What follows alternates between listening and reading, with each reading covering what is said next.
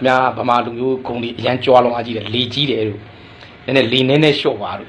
တောက်တူမရကောင်တွေကငါတို့ရဲ့ယဉ်ကျေးမှုတွေငါတို့လာပြီးစော်ကားတယ်ဖျက်ဆီးတယ်ငါတို့နှိတ်ချခြင်းတယ်ဆိုတာငကိုတွေကသူတို့မှမျိုးရိုးအစဉ်တန်းအမှုပညာအစဉ်တန်းစာပေအစဉ်တန်းဘာတစ်ခုမှတမိုင်းအစဉ်တန်းဘာတစ်ခုမှမရှိဘူးနိုင်ငံတီချောင်းအုပ်ချုပ်တဲ့နေရာမှာလည်းငါတို့ရဲ့အများကြီးနှိမ်ပါတဲ့လူဒန်းစားတွေဒီလိုကောင်သားမျိုးတွေကငါတို့လူမျိုးကိုနှိမ့်ကြအောင်လို့သူတို့တဲ့ level ဖြစ်အောင်လို့လုပ်တာငါတို့ဗမာတွေပေါ်တော်ကြောင်တုံတောင်တွေမလုပ်နဲ့ငါတို့ကအမျိုးမြတ်တယ်လို့အဆအရာရာအကုန်မြတ်တယ်ငါတို့ဗမာလူမျိုးတစ်မျိုးတည်းခံစားနိုင်မှရှိတယ်အရာတွေအားလုံးငါတို့လူမျိုးမှပဲရှိတယ်ဘယ်သူမှမရှိဘူးအဲလူမျိုးနဲ့မှမတူဘူးငါတို့လူမျိုးရဲ့ဂုံတိတ်ခါလူချင်းတိုက်မလားခိုက်မလားညီမလက်ဝဲကဘာပေါ်မှာဘယ်သူနဲ့မှမတူဘူးရှောင်ချပြီးသားတယ်စင်မော်တက်လာရင်လက်ခမောင်းခတ်ပြီးမှစိန်ခေါ်တယ်စိန်ခေါ်ပြီးရင်ဘွာမခတ်လို့မရဘူး sorry လို့ပြောလို့မရဘူးအဲ့ဒါဗမာလက်ဝဲယောက်ျားပြီးသားတိုက်မယ်ခိုက်မယ်ဆိုရင်လည်းဗမာလက်ဝဲယောက်ျားပြီးသားစစ်တိုက်မယ်ဆိုရင်လည်းလက်နဲ့မလို့ဘူးဝရင်တော့ရှင်းစစ်တိုက်လို့ရတယ်အဲ့ဒါဗမာလူမျိုးမှာပဲရှိတယ်ကြိုက်တဲ့တမိုင်းကိုလိုက်ကြည့်လိုက်ဗမာလူမျိုးတမိုင်းမှာပဲရှိတယ်ဟုတ်ပြီနော်ခြေထောက်နဲ့လှီတော်မလားအင်းသားတွေငါတို့ဗမာပြည်မှာပဲရှိတယ်ဘယ်လူမျိုးမှမရှိဘူးကြောက်ဆယ်စင်က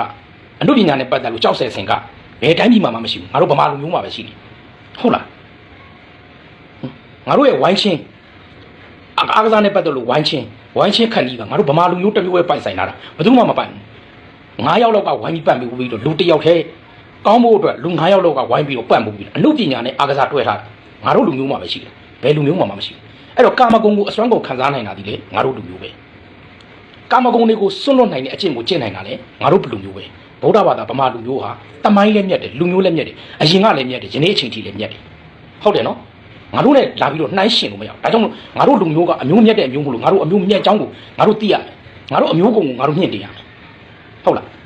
အဲ့တော့မင်းတို့မမြတ်တာကမင်းတို့တမိုင်းမှာဘာမှမရှိဘူးငါတို့ကအိုးအိမ်တီထောင်ပြီးနေလာတယ်ပြူအိုးပြူခွက်တီပြူအုပ်ခွက်ဖရားတွေကယနေ့အချိန်ထိငါတို့ဘယ်နေရာမှာဆိုမြန်မာတနိုင်ငံလုံးမှာတူးပေါ်တူးရှိနေတာတွေအများကြီးပဲဒါတွေကငါတို့ရဲ့တမိုင်းတွေငါတို့ရဲ့တမိုင်းတွေတန်ဖိုးတွေကိုငါတို့ရဲ့ဂီတအမှုပညာမှာတကယ်ကိုကဝေတယောက်ဖြစ်ခဲ့ဦးတဲ့ငှက်ကြီးပေါ့ထွင့်တယ်အချင်းထဲမှာနားထောင်ကြည့်လွန်လေပြီးတော့တတိုသမီးရဲ့အေယာဝတီတတိုသမီးဆိုတဲ့တချင်းတွေကိုနားထောင်ကြည့်တယ်မြန်မာတွေတမိုင်းဘယ်လောက်လှခဲ့လဲဆိုတာအခုချိန်ကြီးလေလှကမ္ဘာပေါ်မှာအမေရိကန်ကိုကြော်ပြီးတော့အကောင်းဆုံးအလူဒါနလုပ်တဲ့နိုင်ငံစည်းရင်းကိုအချိန်ပေါင်းများစွာရယူခဲ့တာငါတို့ဗမာနိုင်ငံတနိုင်ငံပဲရှိတယ်ငါတို့လူမျိုးကဒါနမှာလည်းသူများထက်တာတယ်တိလမှာလည်းသူများထက်တာတယ်တရားမှာလည်းသူများထက်တာတယ်ကာမဂုဏ်ခံစားတဲ့နေရာမှာလည်းသူများထက်တာတယ်နတ်ဒိုးတန်ကြားရင်ထက်ကကျင်စိတ်ပေါက်သွားမယ်ဘယ်လူမျိုးပဲဖြစ်ဖြစ်နတ်ဒိုးတန်ကြားလိုက်တာနဲ့ထက်ကကျင်စိတ်ပေါက်သွားမယ်ငါတို့မျက်လုံးတွေငါတို့နားတွေအကုန်လုံးငါတို့နှလုံးသားတွေဟာအမှုပညာကာမဂုဏ်တွေကိုအစွမ်းကုန်ခံစားနိုင်တဲ့လူမျိုးတွေအဲ့ဒီလိုပဲဒီကာမဂုဏ်တွေကိုဆွန့်လွတ်လိုက်တဲ့အခါကျလို့ရှိရင်လည်းဘလောက်ကြာကာမဂုဏ်ကိုတုံ့ထုတ်ခြင်းမရှိဘူးအဲ့ဒါငါတို့လူမျိုးတစ်မျိုးပဲခံစားနိုင်တယ်ဘာကြောင့်လဲလို့ပြီးလို့ရှိရင်ဗုဒ္ဓဘာသာဒီငါတို့အသေးနှလုံးထဲမှာကိန်းနေတဲ့အတွက်ဒီလိုမျိုးခံစားချက်တွေကိုခံစားနိုင်တာဒီလိုမျိုးဆွန့်လွတ်မှုတွေကိုဆွန့်လွတ်နိုင်တာငါတို့လူမျိုးငါတို့ဘာသာပဲရှိတယ်ကြိုက်တဲ့ကောင်လာရှင်လို့ရတယ်ကြိုက်တဲ့နိုင်ငံရှင်လို့ရတယ်စာပေနဲ့ကြည့်မလားအမှုပညာကြည့်မလားဂီတငါတို့ရဲ့ဆိုင်းဝိုင်းကြီးဘယ်ကောင်မှလာတီးလို့မရအောင်ပုံ30လုံးရှိတယ်ဘယ်သူမှလာတီးလို့မရအောင်ကျင်းအောင်နေမောင်းကစားနည်းတွေဘယ်သူမှလာတီးလို့မရအောင်အဲ့လောက်ရှိ